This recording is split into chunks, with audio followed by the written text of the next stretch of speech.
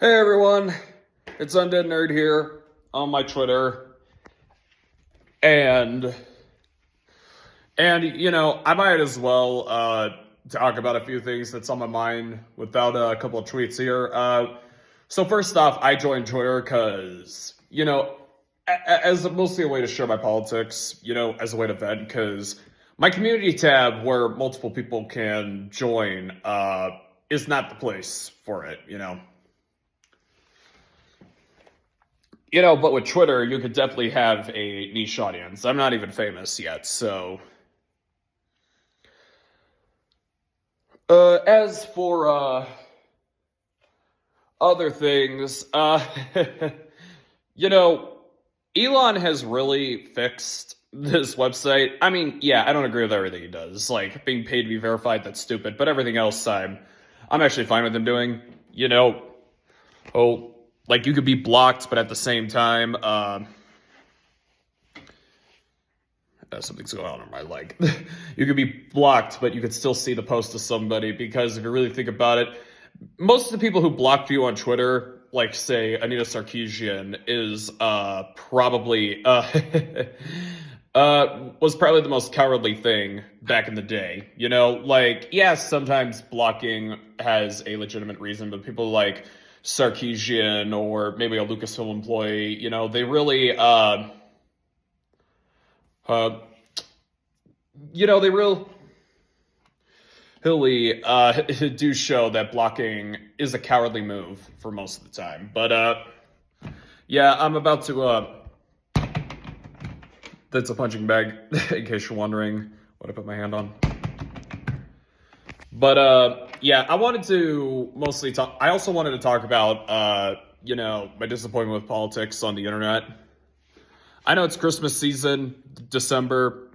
It's a time for love, but both sides of the spectrum, if you really think about it, have some sort of oppression narrative, if it's true or not. Part of me kind of regrets joining Twitter but I also applaud Elon for it because both extremes are allowed.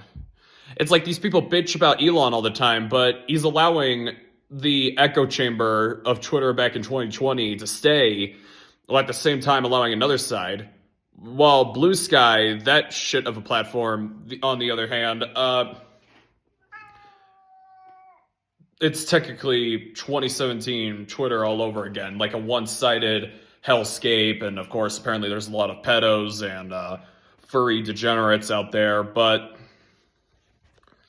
yeah, this video is mostly to talk about, sorry it took me this long to talk about it, my disappointment with Alicia Stella, the theme park lady, the leaker. Yeah, she's been political posting like crazy. Like, first it all started out with a rumor that She-Hulk was coming back from a fraud account. She's like, oh, I hope it does happen so I could own people I don't like. It's like, you really realize that I'm working here, that I'm, that I follow you. So I warned her in the comments to be careful, She never responded to me. I think it's for the best that she didn't because it probably would have been World War III if she did. But, yeah, sorry if my face is a little fucked up. That's kind of my fault. But,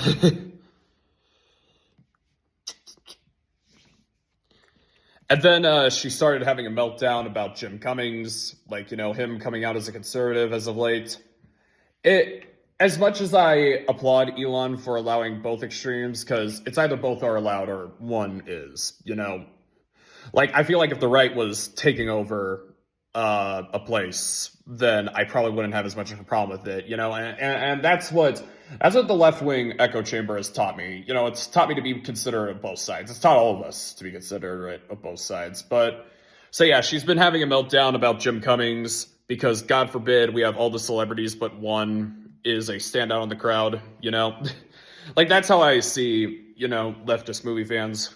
And on the other hand, I don't hate leftist movie fans, but stuff like, their disappointment with Jim Cummings or Rob Schneider, they got no rights to, like, act like morons about them on a different side when they got pretty much everyone, Like, that's why I applaud them, because like they're a standout in the crowd. And then she shared some false information about anti-LGBT rhetoric on the platform. I don't know if it's because of, the current anti-transing of kids, which, I think a good portion of the left needs to accept that the trans issue is like every other political issue.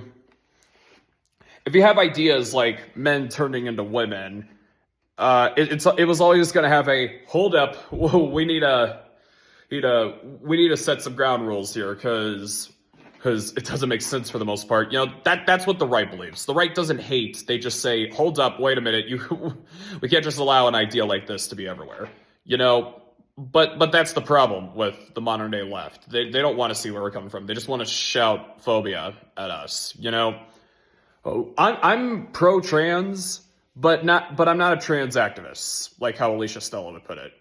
I'm pro-trans as in, I'm like, okay, cool, we're trans. I'm down for you to be my friend, stuff like that.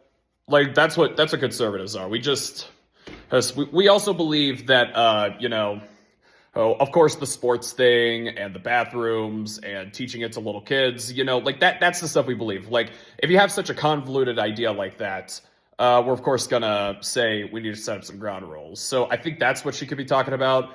Maybe she could be talking about that one representative. I don't know. I never heard of that guy until he I personally think the left puts a lot of things out of hand. Like Project 2025.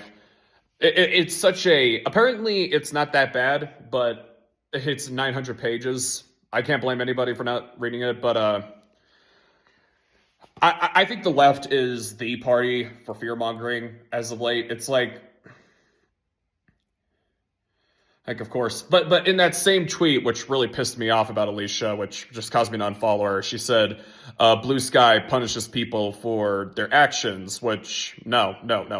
You won't, Alicia, if you're watching this, which you're probably not, I'm not adding you, Blue Sky, you only like Blue Sky because it only allows your side of the political spectrum, all right?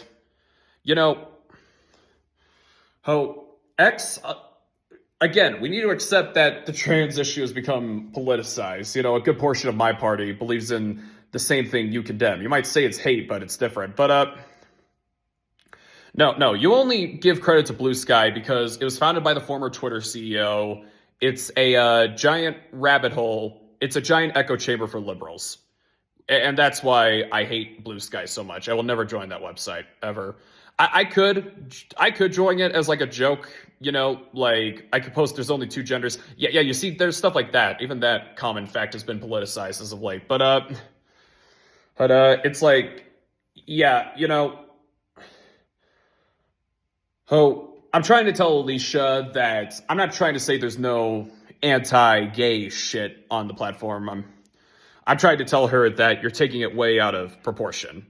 But yeah, Alicia, I'm very disappointed in you for taking a side since you're a theme park channel. I stayed with you for a long time. I might continue to stay unless you continue acting like an idiot, unless if it goes on to the videos. But yeah, I've had this talk with a guy named GameCube Dude, like on his live stream. I am way too politically minded because I am way too well aware of the hatred for one or the other, like mostly the hatred of my side of the spectrum, mostly the hatred for everything I'm a part of. I'm a straight white male. We live in a world where I'm the devil, for crying out loud. It's ridiculous. But yeah, I kind of need to let go of that anger, but yeah, it's fair. But yeah, Alicia, the point I'm trying to make here is you're only praising Blue Sky because it only appeals to your side of the spectrum. And also, not to mention, there's a bunch of... I'm not accusing you of this, but there's a bunch of pedophiles and furry degenerates on there. I follow Libs of Blue Sky. But yeah, I definitely did think that Alicia was going downhill. Like, especially... Yeah, I think this is the start of her downhill. Again, I just joined Twitter, and maybe she's done this before, but I just really hope to God that she just looks in a mirror and just say, boy, why is the left failing? Why are trans people getting so much regulations? Maybe you need to look yourself in the mirror, Alicia. Bye.